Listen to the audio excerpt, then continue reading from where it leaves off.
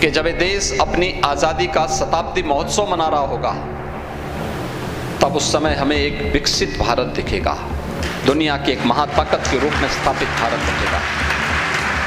हमारा देश मजबूत हो, हमारा देश और हमारा धर्म सुरक्षित हो, ये कौन ऐसा भारतीय होगा जिसके मन में इस प्रकार का भाव न हो। राष्ट्र से जुड़ी भी किसी चुनौती को लेकर के अगर हम मुंह मोड़ने का प्रयास करेंगे, तो देश, वर्तमान और भावी पीढ़ी कभी हमें माफ नहीं करेगी। एक धार्मिक पीठ अपने आप को केवल अपने पूजा पद्धति तक सीमित नहीं रख सकती। हम देश और समाज की ज्वलंत समस्याओं से अपने आप को अलग नहीं कर सकते।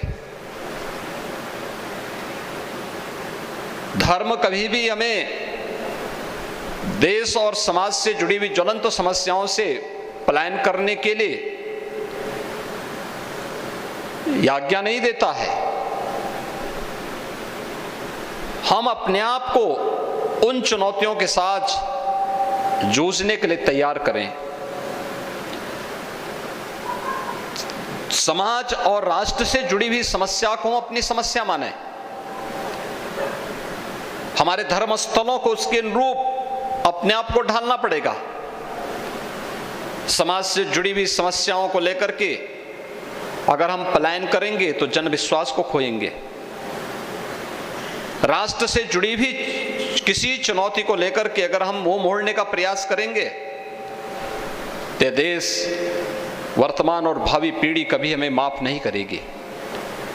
और यही भाव गोरक्षपीठ अपने पूर्व आचार्यों के सानिध्य में लेकर के निरंतर चला है। और आज भी आपने विगत एक सप्ताह के अंदर दोनों सत्रों में चले हुए विभिन्न प्रकार के कार्यक्रम उन सभी समसामयिक मुद्दों और मूल्यों की ओर समान का ध्यानाकर्षण करने का भी वह एक माध्यम बना है। एक सप्ताह के अंदर उन विभिन्न मुद्दों पर चर्चाएं हुई। वे चर्चाएं चाहे वह भारत के सांस्कृतिक आंदोलन से जुड़े हुए मुद्दे हों, श्री राम जन्मभूमि पर भगवान राम के भव्य मंदिर निर्माण का कार्यक्रम, ये भारत के लोकतंत्र की और भारत की न्यायपालिका की ताकत का एहसास वैश्विक मंच पर कराता है। भारत की योग की परंपरा को वैश्विक मान्यता मिलना, ये भारत की विरासत की विजय है। कुंभ को वैश्विक मान्यता देकर के मानवता की अमूर्त सांस्कृतिक धरोहर के रूप में मान्यता मिलना, ये भारत की सांस्कृतिक विजय के अभियान का हिस्सा है। भारतीय नस्ल के गोवंश के संरक्षण की वकालत आज वैश्विक मंच पर होना, और जब मानवता विभिन्न प्रकार की बीमारियों से ग्रसित है, इसमें बहुत सारी बीमारियां तो ऐसी हैं जो स्वयं मनुष्य ने अपने भौतिकता में, अति भौतिकता के पीछे पड़कर के स्वयं अर्जित की हैं।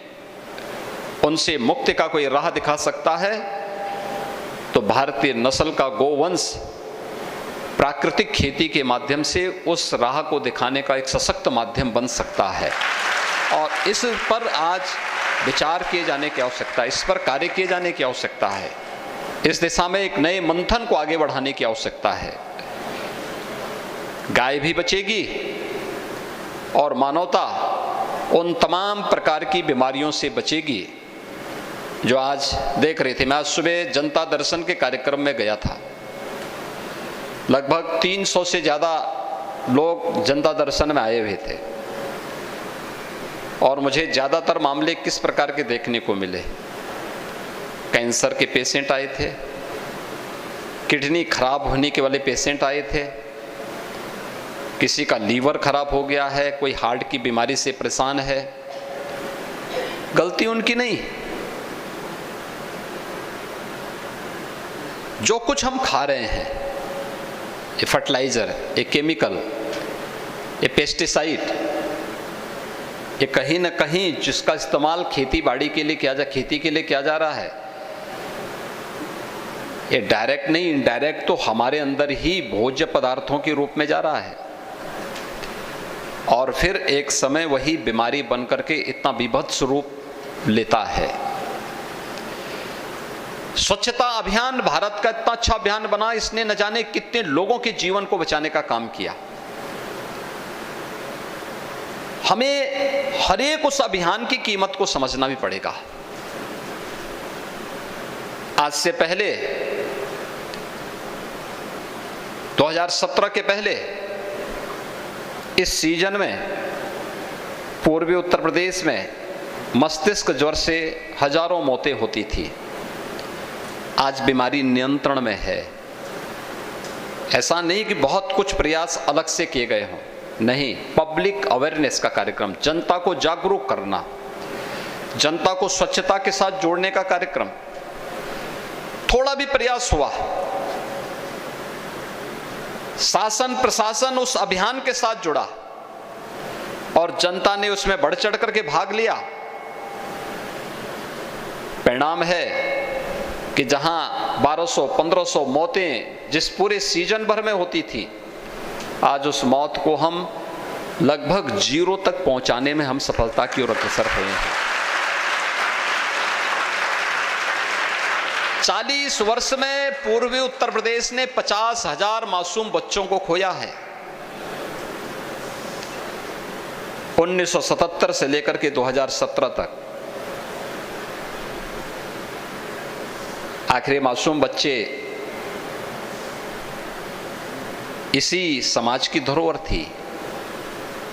क्या गलती की थी उन लोगों ने? लेकिन अव्यवस्था के शिकार हुए थे वे सब। शासन के पास फंड था, लेकिन उसका उचित नियोजन होना है। समाज को जानकारी नहीं थी कि जो बीमारी हो रही है, ये बीमारी का कारण क्या है।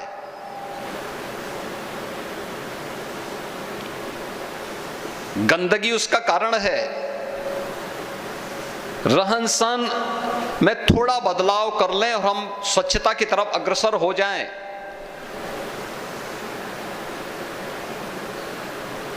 तो हो सकता है उन सब बच्चों को भी उस समय बचाया जा सकता था। लेकिन उस दिशा में कोई ठोस प्रयास नहीं हो पाए। और एक वक्त है, ये समय है आज की, कि जो कुछ भी भारतीय है इसका शोधन नए परिप्रेक्ष्य में, नए प्रयास के साथ आगे बढ़ने की आवश्यकता है। आज जिस दिशा में सभी लोग मिलकर के एक साथ आगे बढ़ रहे हैं, वह हर एक क्षेत्र में भारत को एक नई प्रतिष्ठा दिलाएगा। आज वैश्विक मंच पर भारत की प्रतिष्ठा बढ़ी है। भारत दुनिया की एक बड़ी ताकत के रूप में उभर रहा है। प्रत्येक भारतवासी को भी इस पर गौरव की अनुभूति करनी चाहिए। आजादी का ये अमृत महोत्सव वर्ष भी है। हम सब ने 15 अगस्त 2022 को देश की आजादी के 75 वर्ष पूरे किए हैं। आजादी के इस अमृत महोत्सव वर्ष में इन 75 वर्षों की इस यात्रा को हम लोगों ने, बहुत सारे लोगों ने बहुत नजदीक से महसूस किया होगा। किसी ने 15 वर्ष, किसी ने 5 वर्ष, किसी ने 20 वर्ष, किसी ने 30 वर्ष, किसी ने 40, किसी ने 50 वर्ष की इस यात्रा को नजदीक से देखा होगा। भारत दुनिया की एक ताकत बन रहा है, लेकिन दुनिया की एक महाताकत के रूप में भारत को स्थापित करने के लिए अभी बहुत कुछ किए जाने की आवश्यकता है। इसके लिए किसी दूसरे पर जिम्मेदारी डाले बगैर प्रधानमंत्री मोदी जी ने 15 अगस्त 2022 को लाल किले की प्राचीर से देश को कुछ महत्वपूर्ण मंत्र दिए थे। पंच प्रण भी उसी का एक हिस्सा है। हर व्यक्ति को अपनी विरासत पर गौरव की अनुभूति करनी होगी। कृतज्ञता ज्ञापित करना अपने पूर्वजों के प्रति, अपनी परंपरा के प्रति, यह भी उसी का हिस्सा है। हमें विकसित भारत बनाना है। विकसित भारत बनाने के लिए हमारे स्तर पर क्या प्रयास हो सकता है? हर व्यक्ति जो जिस क्षेत्र में कार्य कर रहा है, अगर वह अपने कर्तव्यों का ईमानदारी पूर्वक निर्वहन करने लग जाए, अपने कर्तव्यों का अपने अपने क्षेत्र में, धार्मिक क्षेत्र से जुड़े हुए लोग धार्मिक जागरण के कार्यक्रम को व्यवस्थित रूप से आगे बढ़ा दें, व्यापारिक संगठनों के लोग व्यवस्थित तरीके से उन कार्यक्रमों को आगे बढ़ा लें, शिक्षा जगत से जुड़े हुए लोग शिक्षा के उस क्षेत्र में नई प्रगति के द्वार खोल लें, प्रशासन से जुड़े हुए लोग प्रशासनिक व्यवस्था के साथ, समाज सेवा के क्षेत्र में जुड़े हुए लोग समाज सेवी एक निश्चल और निष्पक्ष भाव के साथ कार्य करना प्रारंभ कर देंगे। कोई कारण नहीं कि जब देश अपनी आजादी का शताब्दी महोत्सव मना रहा होगा, तब उस समय हमें एक विकसित भारत दिखेगा, दुनिया की एक महाताकत के रूप में स्थापित भारत दिखेगा। हमारा देश मजबूत हो, हमारा देश और हमारा धर्म सुरक्षित हो, ये कौन ऐसा भारतीय होगा जिसके मन में इस प्रकार का भाव न हो? ये जो कुछ भी हुआ है, जो कुछ भी किया गया है, ये सब इसी बात को लेकर के किया गया है कि सभी अपने इस देश के बारे में सोच सकें। और आज उस दिशा में अच्छे प्रयास हुए हैं, अच्छे कार्यक्रम चल रहे हैं, अच्छी दिशा में पूरा देश आगे बढ़ रहा है। हम सब भी उसका अनुसरण करें, अपने कर्तव्यों का पालन करें, गुलामी के किसी भी उस अंश को जो हमारे मन में पराधीनता का भाव जागृत करता हो, उसको कतई हम स्वीकार न करें। वो किसी भी प्रकार की भाव का बोध हो सकता है, जो हमें पराधीनता की ओर अग्रसर करता हो, उसे हमें नहीं स्वीकार करना है। और यही कारण रहा